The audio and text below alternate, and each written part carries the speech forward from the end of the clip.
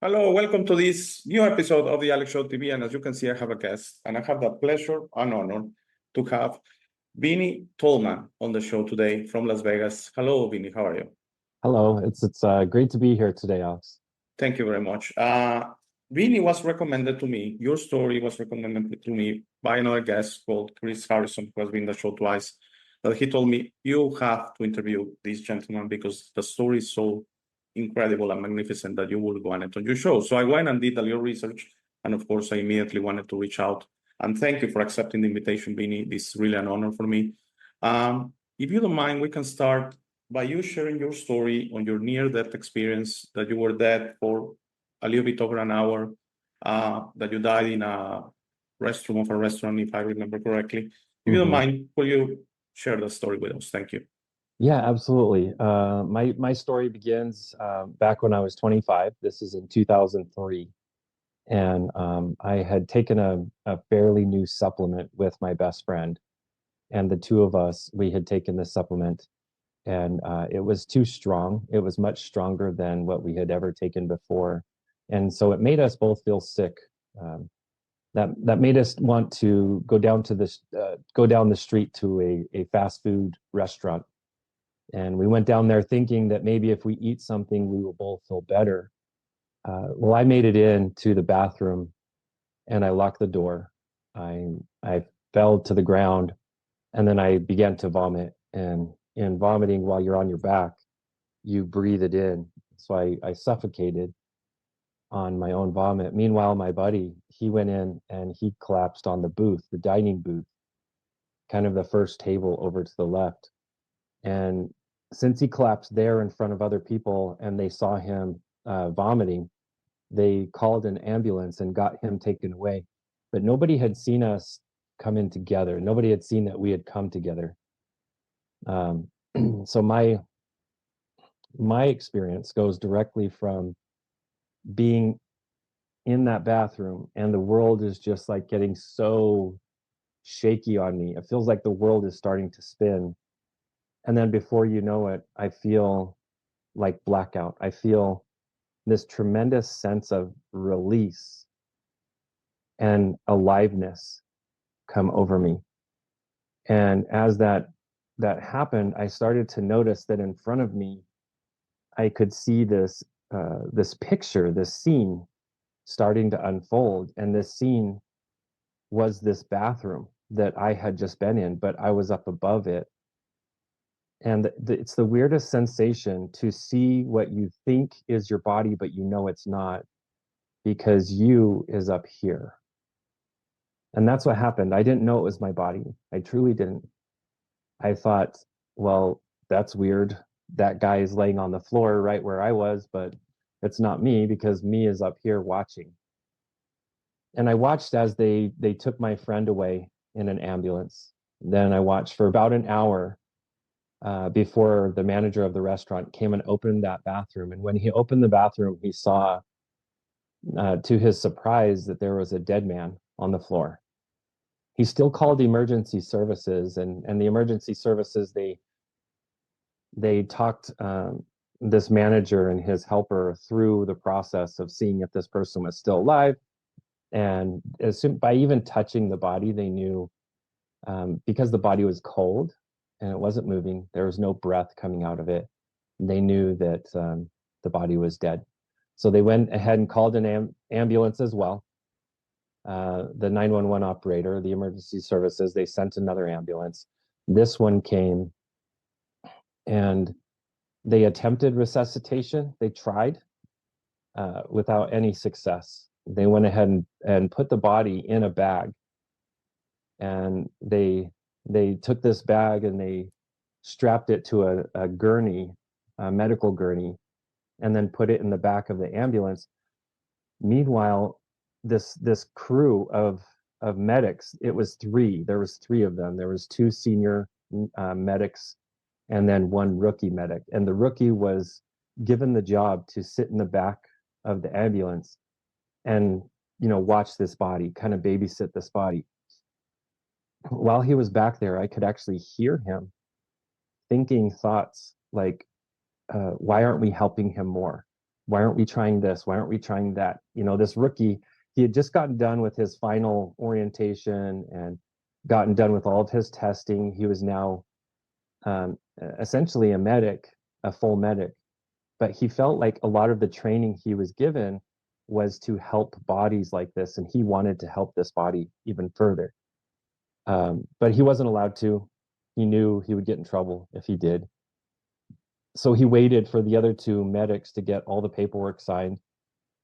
And after they got everything signed, they left the scene and they were going to turn the body into the medical examiner. And that's when this rookie, he felt something come over him, and he felt that this body wasn't all the way dead. He unzipped the body bag. He felt around for a pulse. He didn't feel one. He unzipped the body bag even further, and he went down and felt for a pulse on the leg, on the inside of the leg. And when he did that, he felt like a shock or a spark, almost like electricity. And when he felt that, to him, that was a sign that he needed to try.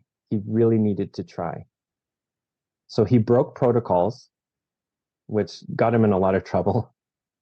And he went ahead and he attempted resuscitation. He hooked up a defib machine. He hooked up one of these machines that it shocks the heart to try to get it to come back. And as he was hooking that up, there was no response. On the second charge, there was a single heartbeat. And then on the third charge, it was a steady heartbeat. It continued. With that happening, I still, as I'm watching all of this, I had no idea that it was me. I still didn't. It wasn't until they got the heart started and they went to turn the body into a hospital, which was just down the street from where this all happened. They turned the body in, and this team was ready to go ahead and work with the body and try to bring back all the different systems that have to come back from something like this. And it was when they transferred the body over, I felt them strapping me down. They were strapping the body down, but I felt them strapping me down. And I remember looking down on my left arm and seeing a strap on it. And it was the same strap that was on the body down there. And that's when I had the scariest moment of my life, literally. And I realized that everything I'd been watching was my own death, everything. And I felt so ignorant. I felt so dumb. And I even started to think thoughts like, you idiot, how could you not know that you have been watching your own death? And that was a hard part for me. That was really hard. And with those negative thoughts, all of a sudden I started to see all the negative things I ever did. Even when I was a little baby, like little child, I saw all the negative things I ever did. And then I started to think, why do I even exist? If this is all that I am, why do I exist? And then I started to see all the good I ever did. And there was a lot of good that I did. And I saw the effect I had in my life on those I love, and even those I didn't even know I had a positive effect with. And as I was witnessing all of that, I started to feel warmth come all over my backside. And so I turned around to see where this warmth was coming from. And that's when I saw this gentleman all dressed in white. And he had a long white beard, long white hair, very, very pink skin. And it was weird because the skin itself, it seemed like it was like sand at sunset. It seemed like it just glistened. But his eyes, when I locked into his eyes, I could feel a tremendous sense of love coming from this man. And my first thought was, this must be God. And I didn't say it, I just thought it.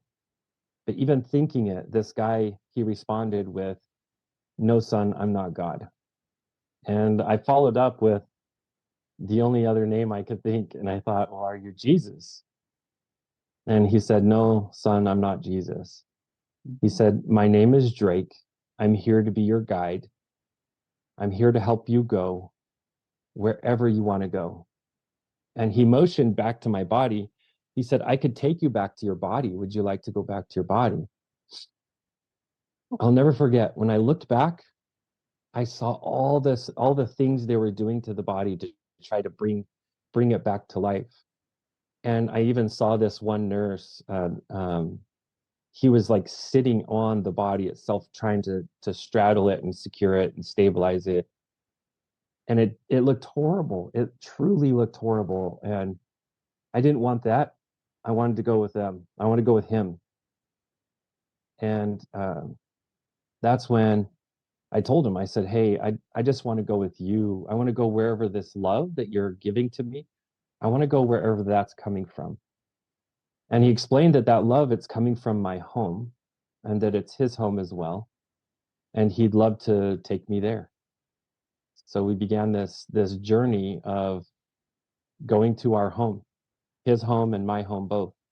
And that in that process of going on this journey, um, I thought for sure that I had everything I needed to go into heaven or into home.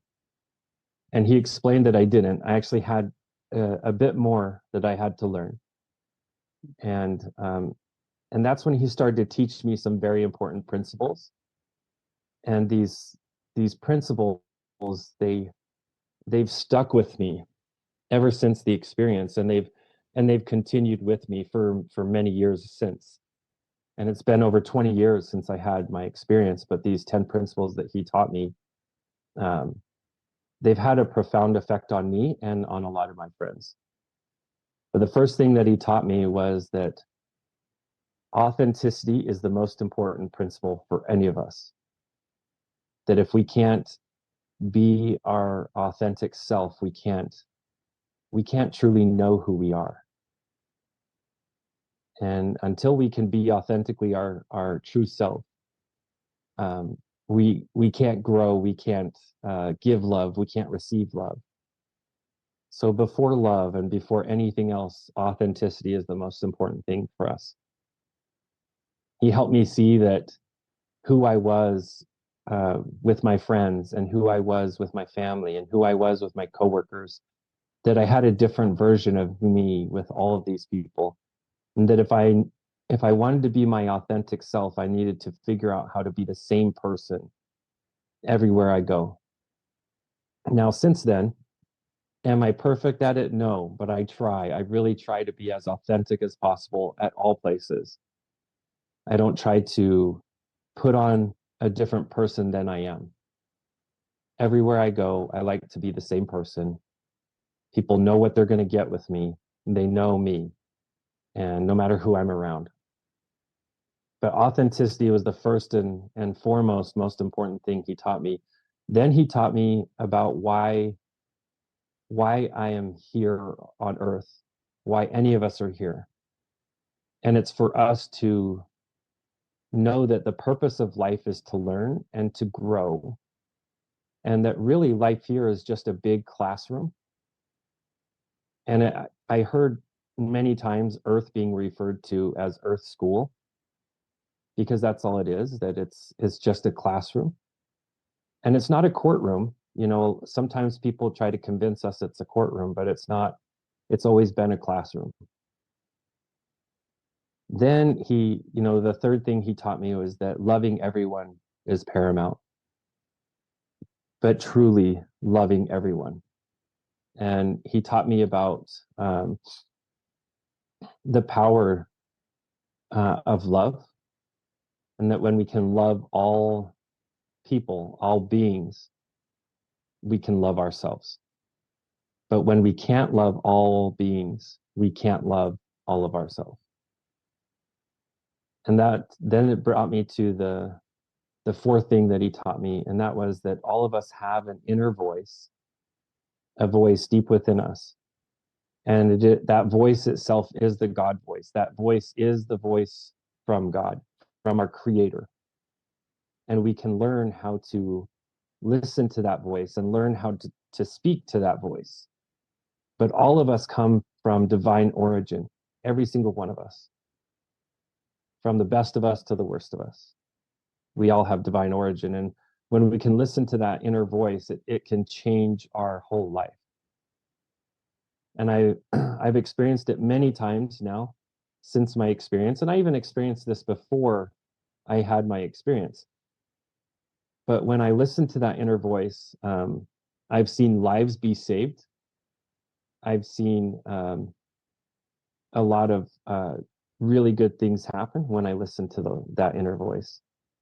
And that's when Drake, he taught me the next principle, which was to use technology responsibly. Now, in 2003, technology was not such a big deal, not back then. If you remember back to 2003, we were using Blackberries, and a little bit we were using smartphones. Yes, But very little. Yes. Yeah, right. but even back then, most people had flip phones. Most Flip people phone, yeah. had the old style phones. So technology was not such a big deal. I mean, there was a lot of guys playing video games maybe in their homes, but still technology was staying in your home or in your office. It wasn't going with you everywhere.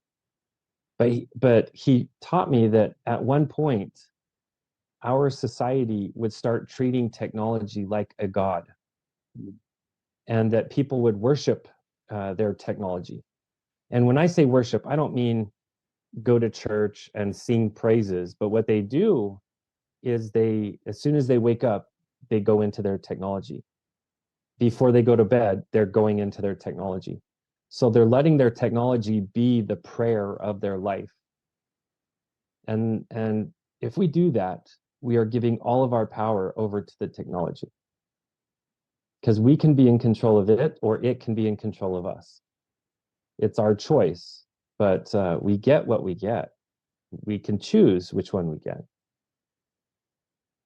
But again, 2003, technology was not such a big thing. So I didn't truly understand that back then. Since then, I have come to understand it, especially as I see people addicted to their cell phones. You know, if you get 15 minutes where you don't have to do anything, it's hard for a modern human to sit there for 15 minutes and not look at your phone at least once. But we used to not look at our phones for hours, sometimes days. We used not to have a phone in the 80s, yeah, we 90s. didn't. Yeah, Okay. we sure didn't. Yeah, even the ones you could afford it was like a $2,000 brick phone. Yeah. Yes. So it's like we have to learn to be the master of our technology.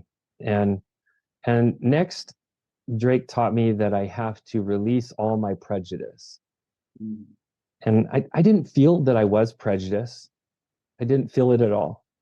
But Drake, he said, well, he said, I know you don't think you're prejudiced, but how do you feel about prejudiced people? And that's when I went off. I had a lot to say about prejudiced people, and all of the things I said were prejudice.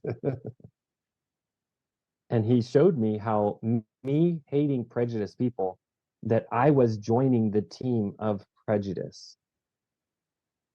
That I had to learn how to love all people despite their prejudice. And that for me to have prejudice against prejudiced people, that I was becoming a prejudiced person.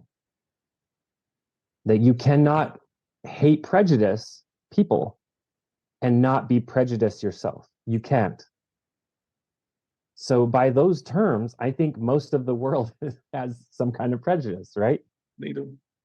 And that's where I learned I had a tremendous opportunity to learn how to love all people, including prejudiced people. Even though they're harder to love, I need to learn to love all people. And as I learned that power in loving all, I was taught the next principle, which is the power of creation is our thoughts. And if I can control my thoughts about prejudiced people, I can also control my thoughts with other things. And our thoughts themselves, they are our power to create. So when we can control our thoughts, we can control our power of creation. And that's when he brought me to the next principle, which it's almost like all three of these: the prejudice, the controlling your thoughts, and then the third one, which was avoiding negative influences. It's like they all come together, because part of what causes us to have prejudice is we have negative influences around us. And if we can eliminate or avoid negative influences, we have a better control over our power of thought and creation. And that brought me to the ninth principle. And this one was really hard for me. This one actually slowed me down in our progress. The ninth principle is that there's purpose even with evil. And that when we were home before we came to earth, there wasn't evil. Evil didn't exist there. And because it didn't exist there, there was nothing to choose. Everything was good, everything was God, everything is love. And because we were in such a strong place of love, God helped us understand that for us to learn and to grow, we had to go away from home, just like kids today. They have to leave home. And when we go away from home and we go away from all the protections and all of the good energy of our Creator, then we're put in a place where there is good and evil. And we can grow by making choices between the two. And that's the purpose of evil. It would be like going and trying to build your body without gravity. It can't happen. That's the resistance is what builds the muscle. The same way that evil gives us the ability to choose good.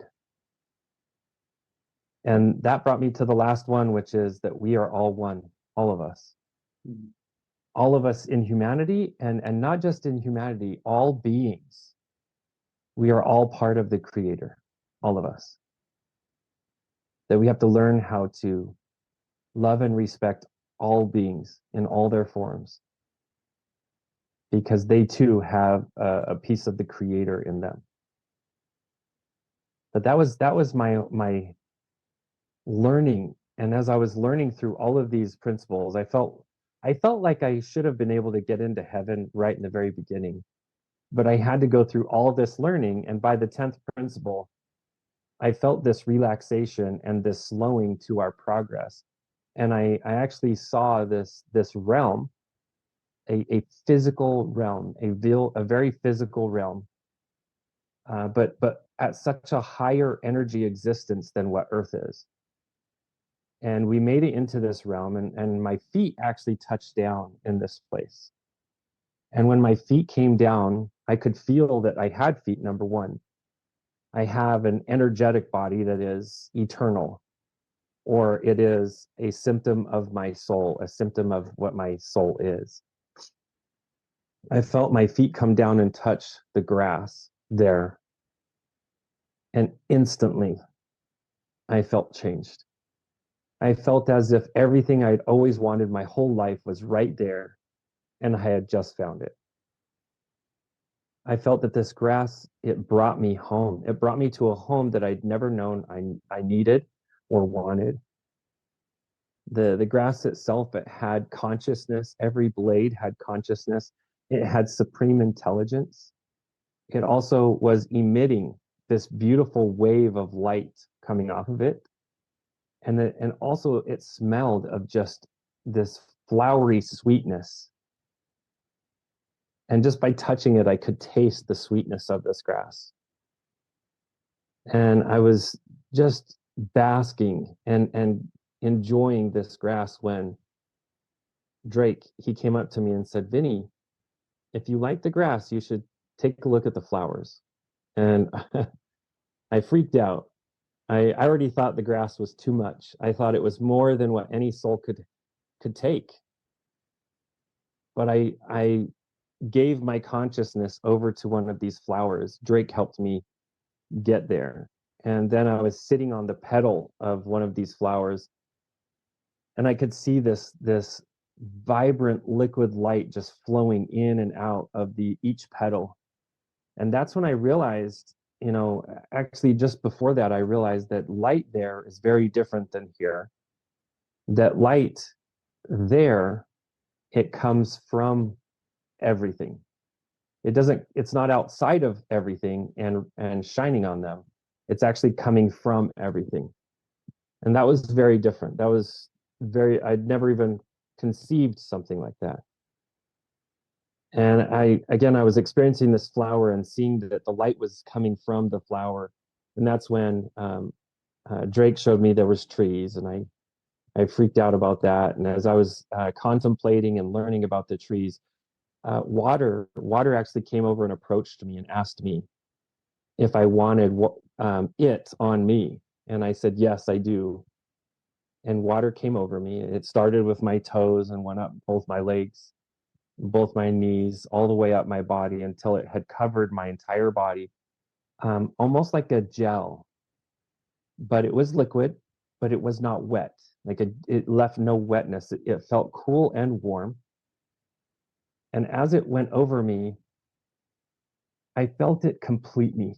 I felt it do some healing to me that I didn't know I needed. And I felt it heal me of all the trauma that I received in my life, all the trauma that was still showing up on my soul. It healed me of that right then and there. And I could feel as soon as it had completed its process, it then started to recede and come down off me. And I realized that I had just gotten some type of precious cleansing and healing from the water. And then I noticed this building off in the distance, and I wanted to go there. I didn't get a chance to go to the building. I did get to see a little bit about the building. But that's when Drake, he came up to me and he said, Vinny, this is going to be really hard, but it's going to be worth it. And that's when he hugged me. He hugged me, and I felt like this huge explosion of energy come from both of us. That as we hugged each other, I felt this boom, it felt like a huge expansion of energy by us hugging. And I learned one of the sacred powers in life is that when we come together in love, great amounts of power are released into the universe. And I felt that day. And as all that was going on, I then started to hear my brother on earth. He was giving my body a special prayer. And I felt him complete this prayer.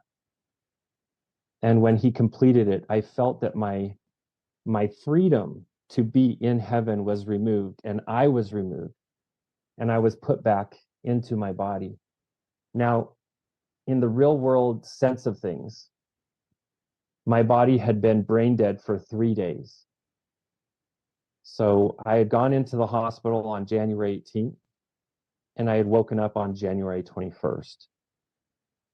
So they had found me dead on the 18th. I woke up conscious on the morning of the 21st. And when I woke up, nobody knew how it happened. Everyone called me Miracle Boy. I knew that I wanted to go home. I didn't want to stay there. I didn't want to be in the hospital. And so for 6 hours after I woke up, they made me take test after test after test. And after 6 hours of testing, I was able to prove to them that I was okay to go home. And I was able to have my father come and pick me up and take me home. And, this is where my experience ends, is right there. But it's not where my relationship with the experience ends. Because it was 6 months later, I was in a little town in Wyoming in the United States, a little town called Afton. And I was watching a presentation at a high school about the history of the town. And right then and there, I saw Drake come up on the screen. I saw a picture of my guide. It was really hard on me to see that. And part of it being hard was it didn't say his name was Drake. It says his name was Charles. But I recognized the last name. It was the same last name as my grandmother. So I went directly to my grandmother's house and I asked her, I said, grandmother, who is this Charles Kazare? Tell me who he is. And her response was, oh, you mean great grandpa Drake? He's kind of famous in our family. And that was where I started to get some of my first confirmations that what I had experienced was real. It was not a delusion. It was a very real thing. And that this Drake guy, this Drake character was a real person. And not just a real person, but he turned out to be my grandmother's great-great-grandfather. Or no, my grandmother's great-grandfather, which would be my great-great-grandfather. Yes. And I had never seen his photo, never heard his name a day in my life. But yet here I was, and I could describe him the same way as anyone who had ever met him. And it was a beautiful experience for me. At the same time, it was not something I would necessarily wish on anyone, because I had to build a new life since this experience. I went into my experience as one person, and I came out as a completely different person. I changed my priorities. I've changed virtually everything about me, because I now know why I'm here. And I'm not here to have the biggest company or the biggest car or the biggest salary or the biggest estate or wealth. I'm here for the express purpose of learning. And so that's what I've been doing now since my experience is I learn, and I also teach. I also help people on their own journeys. I help them strengthen their own inner voice. And really, I don't have to strengthen the inner voice. I have to help them learn how to listen to it. But yeah, that's my experience, and it's been a tremendous, 20 some odd years now since it happened. But I live differently now. I live differently with the way that I live and the people I work with on a daily basis. This is an amazing story. The first thing I see is I see a person in peace. Okay, I see that you're clearly someone that, as you say, has discovered their story, who they are, and going. Of course, it has been a long since you have been speaking, so I'm going to try to remember everything I wanted to tell you. But the first thing is amazing advice by your great grandfather Drake, and I agree with all of it. The most important thing for me, and it's the message of my channel, is discovering who you are, whatever that is. Okay, I'm pretty sure we're not what we see in the mirror. There's a story after that, and there's a major story. We see a very partial part of us, and judgment or being judgmental. I agree completely. I go back to the story of Jesus Christ, and I say that's why he was surrounded by prostitutes, by robbers. He was with a purpose to say, hey, they're no less than you. Hey, they made mistakes. Maybe their actions are, they made a few mistakes. Who doesn't make mistakes? The first one that is without sin, throw the first stone. Okay, yeah. We all make mistakes. We all make mistakes. So I always say, you're listening in a prison, if you are a killer, whatever you are, there's a way back. There's a way back to understanding that we can change today. We can start changing our lives today, like your life changed that January 2003. Yes, of course, it was a major event, and you had a major connection with Drake, and he showed you a few things. But for people that don't have that, they still can change by going within. And yes, that voice within, if you want to call it the voice of God, yes, it's the voice. I call it the voice of the universe, the voice of the consciousness there is, the voice of the creator. Okay, we have a direct line to him. I call him as a respect as a father. It's really a source, okay? And yes, he's the creator of everything. That's why we have to be better with nature. We have to understand they are part of creation as well. They're Yep. not just here to be taken advantage of. No, yeah. And so we do everything on humanity. They're here, and we have to find a way to work with them. I don't say I have the solution by any means. I'm just saying we need to find a way to understand that we're all part of the same thing. You see a rock, if you see a waterfall, if you see the sea, if you see a bird, you're the same thing. Okay? We're all Yeah. part of creation. In a way, we're all children of the Creator. And yes, the judging part, I take it like good and bad is on a spectrum, okay? And we align with who's good, who's bad, and you know.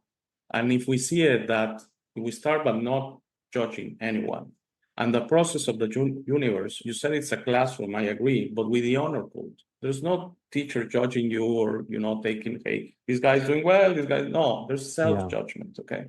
And once you understand that your purpose here, as you say, I agree completely with you, by the way, is learning. I also will put in that is enjoying the experience. If you can. Yes. Yeah. Well, especially ahead. Joy is super important because when we're feeling joy, we're connected to our creator. Exactly. So that makes that inner voice get stronger when we can feel joy. Yeah. And I want to clarify, joy is not necessarily being out there in the beach, having a few beers. We tend to relate joy to partying, or joy could be at your job. Joy could be, if you're a teacher, teaching. Joy could be being with your family. Joy could be being with yourself. You said something very important. We cannot disconnect for 15 minutes. When I started the show, I started a pledge to my viewers. Hey, connect to yourself for 5 minutes. And I got a few emails saying, 5 minutes, come on.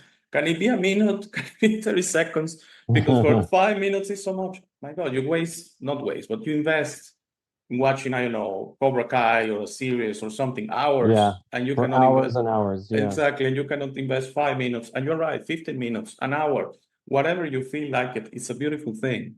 And you mentioned another word I'm very fond of when you were out there in the grass and the trees, contemplation, which some relate to meditation, different things. Okay, contemplation is just being out there. It's like you being in nature and just absorbing it. Okay, it's not really going through a mental process, which is more meditation, clearing your mind or controlling your thoughts. It's more just taking it in, not really doing anything, just contemplating. And I also go back to the story of Jesus Christ, which there's this notion that he will stare at a rock for hours. He was contemplating. Okay, and some will ask, what are you doing? I mean, I'm contemplating this beautiful rock, which is part of creation, same as you, same as I. Yeah, I've got his picture back there, staring at the sky, contemplating the sky. Yes, I heard also the story of the rock, that he will stare at things like rocks, trees, mountains, the sky, as you say, and they will be a little bit surprised, like, are you doing something? Are you connected? No, just contemplating this beautiful universe, because the universe is beautiful and there are things beyond the earth. What I love is life is full of the opportunity to find God in all things, in the trees, in the animals, even the rock. Like literally hold a rock and feel there is a part of God there, that we can find all the different faces that God has. And that's what I feel Christ was doing. I really do, trying to familiarize himself with source. Yeah. Yes, I'm completely sure. He was extremely advanced in the line, you know, as far as so. I mean, what amazement if we could have him right now. He could probably, but you know, I believe there's a piece of Christ on our own hearts of everyone. Okay? And he even said that there's a piece that we can all activate. Yes.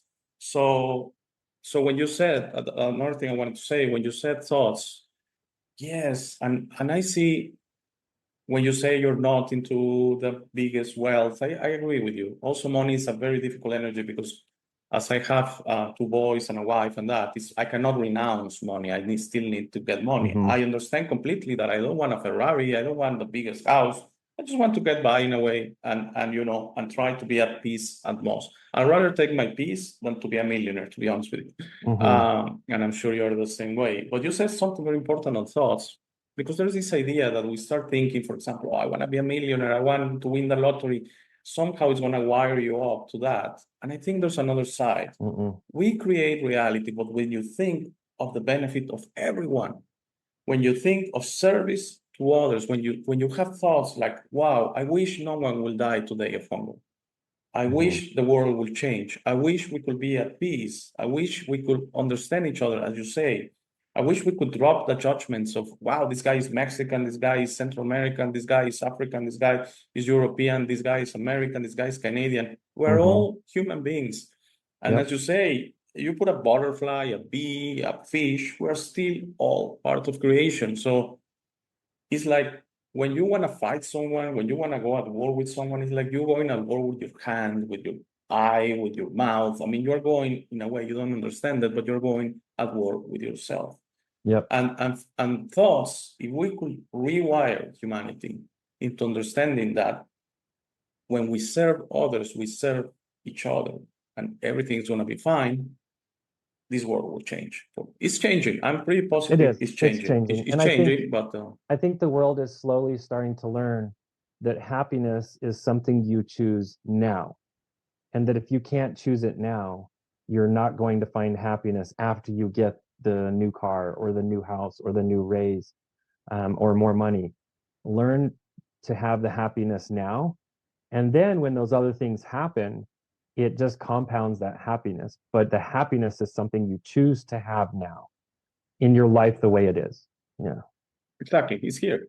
It's not out there in a car, it's not out there in a Yes. plane, it's not out there It's in a something trip. we have It's inside. here. Yep. Exactly. I agree completely.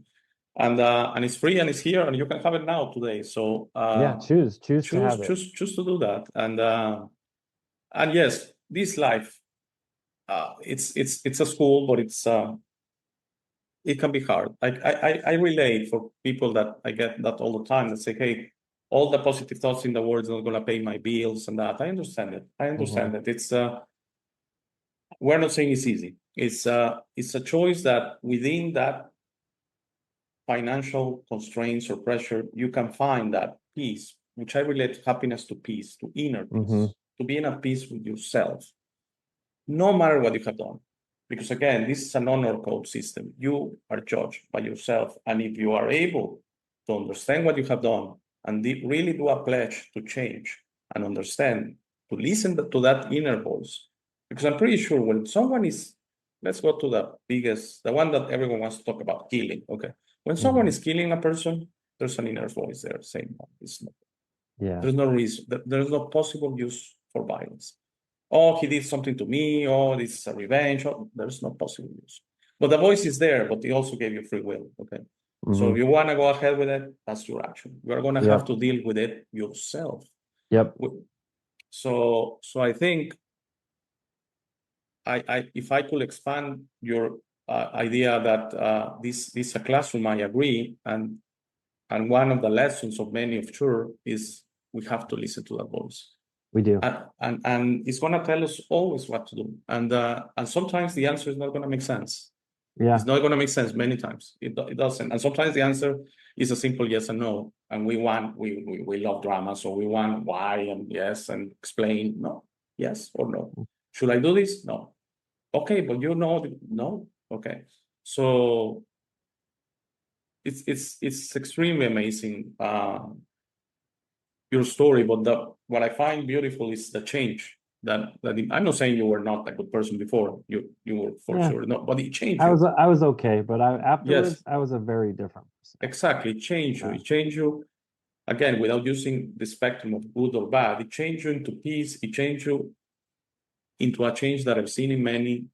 I'm not saying this is not a comparison, but I felt that it came to me organically for a few years now, even since I was a child.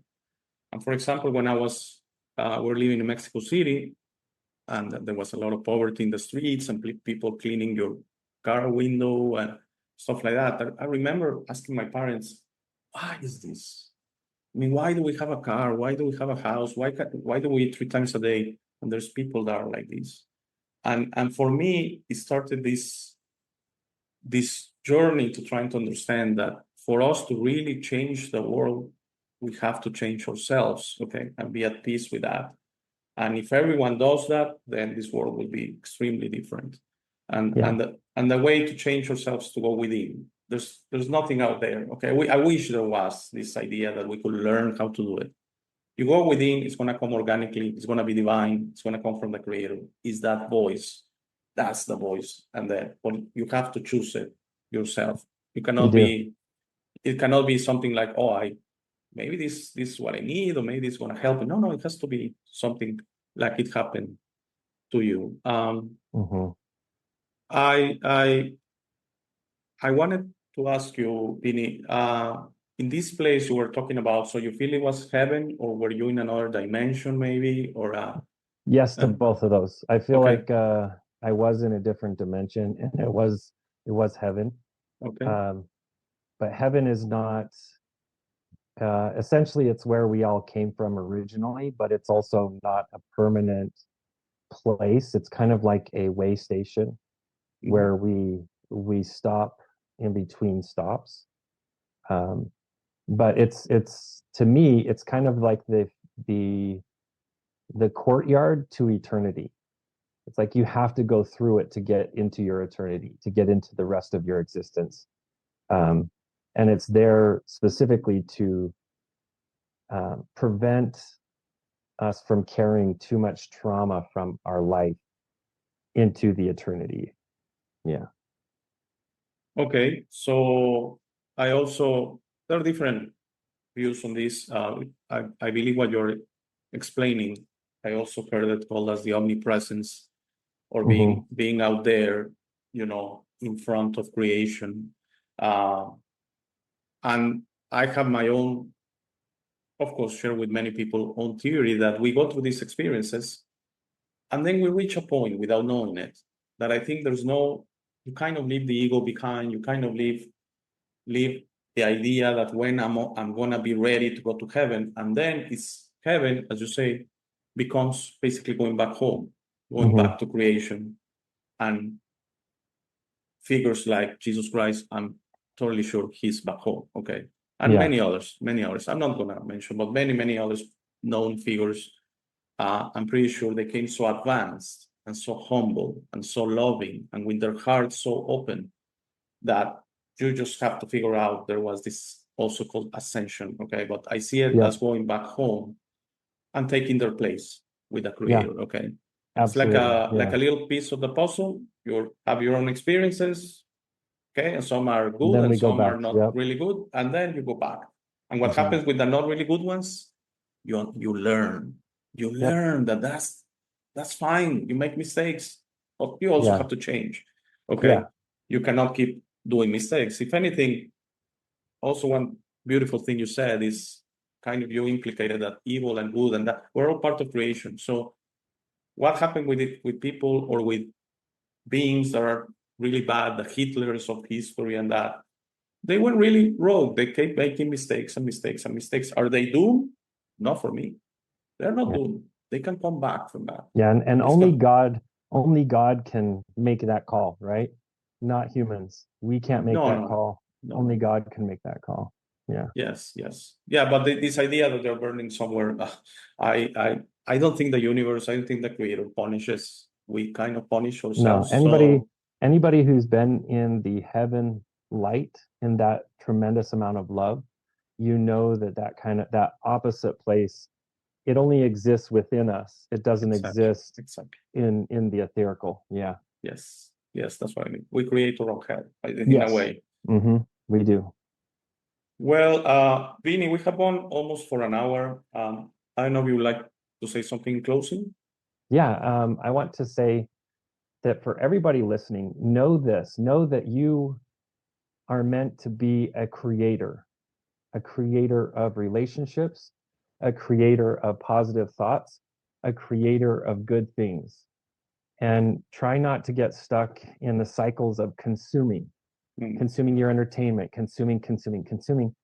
Because when we can create, we can see God's power come out of us. And it's a beautiful thing. yes, yes, I agree with you.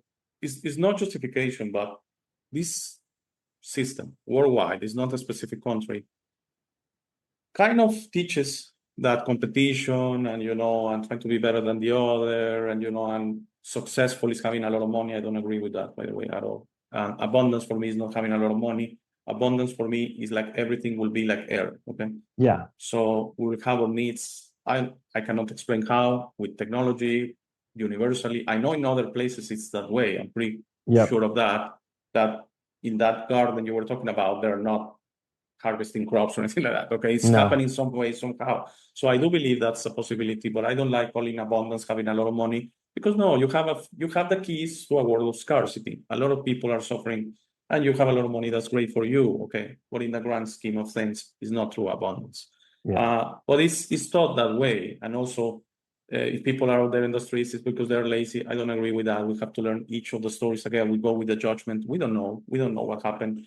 And a lot of people, I believe, that are out there in the streets are rejecting this reality, which is a whole different thing of being lazy. They're totally not understanding this reality. So they have shut down in a way. They're saying, I'm not going to participate, okay? So I agree with you completely. It's not that you have to reject financial wealth. It can go both ways. Yeah, you can be abundant and still create. Yeah, exactly. It can go both ways. Yeah. And of course, if you have the possibility of being really wealthy, if you cross your intentions with your possibilities, that gives out beautiful actions. So it does. Yeah. So some people that have a lot of wealth help out for tax reasons, so they are not, they have a positive image and PR and that. But some people really do it from the heart, and that from the heart for the right reason. For the right reasons, exactly. Yeah. Thank you very much, Vinny. This was thank you, great. Alex. Thank you very much. I really enjoyed the chat and hearing your story, and I thank you very much for giving me the chance to come on the show. I know you're very, very busy. I know. Yeah. Well, God bless you and God bless your audience, brother. Thank you. I appreciate all that you're doing, man. Thank you. And by the way, I want to clarify all the information that Vinny is going to share with me. I'm going to put it out there in the video description because I know you have a website. Is that right? And you have social networks and it's livinggodslight.com is our website, and then my book and everything is available through the website, and of course I'm on Amazon and Audible too. Okay, if someone was okay, I'm gonna put. I think on the information you sent me, I'm gonna put the direct link to the book because we're gonna go straight there. I believe in Amazon, and I wanted to ask you, apart from the book, of course, do you have online courses or something like that? I do. I do some online stuff here and there. Only a couple times a year. I've got one coming up in. Actually, I've got an in-person one coming up in May. I speak with a couple other organizations on their online formats about 5-10 times a year as well. So I go around at a lot of different places, but I mostly work one-on-one. And that's what I do for now, but that is changing. I will be doing a lot more of the group events. So look for that in the future for sure. All right. Perfect. And the in-person, are those at Las Vegas or? Yeah. So the one in May is going to be in Las Vegas. Yeah. First weekend in May. Yeah. All right. Okay. I'm going to put all the information out there on the video description. And as with all guests, you can email me at hey@thealexshow.tv, and I will be happy to point you in the right direction. Thank you very much. Thank you so much, Alex. Yeah. And if your viewers have a lot of questions, you could put them together and we could do a follow-up if you want. Sure. Thank you. I will love that. Awesome, brother. Yes. Well, thanks so much. It's so nice to meet you. Thank you. Beautiful. Thank you very much. Have a great day. You too. Thank you, everyone. Have a great day. Thank you for making it to this part of the video. This is my favorite part. This is where I suggest to you that you discover your true self. You are not what you have been groomed to believe. You are this incredible being without limits that has eternal life, amazing strength, infinite wisdom, and a big, beautiful heart. All your limits are always self-imposed. Your best version in this reality is inside you. Your only mission on this life is to become a beacon of love and to serve others. This version is ready to be discovered today.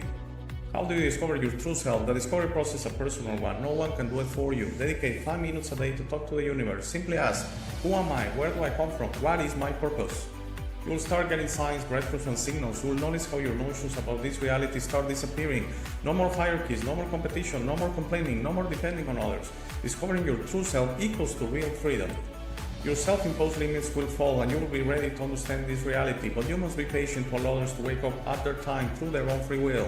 That will be really soon, you will see, and that will set up a new world. As you work towards your best version, you will notice how all emotions don't serve you anymore. Hate, fear, rage, pride, loss, envy, violence, justice through violence, judgment of others, and other emotions will disappear from your mind and heart.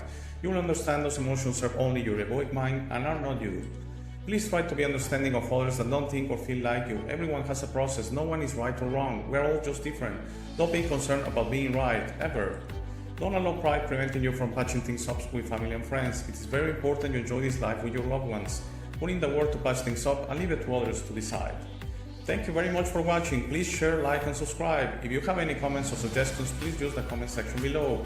For private questions, conversations, and if you would like to appear on the show, please email me at hey@thealexshow.tv. Thank you again. Please don't forget to visit our website www.thealexshow.tv. By giving me your time, you honor me. Have a very, very, very nice day.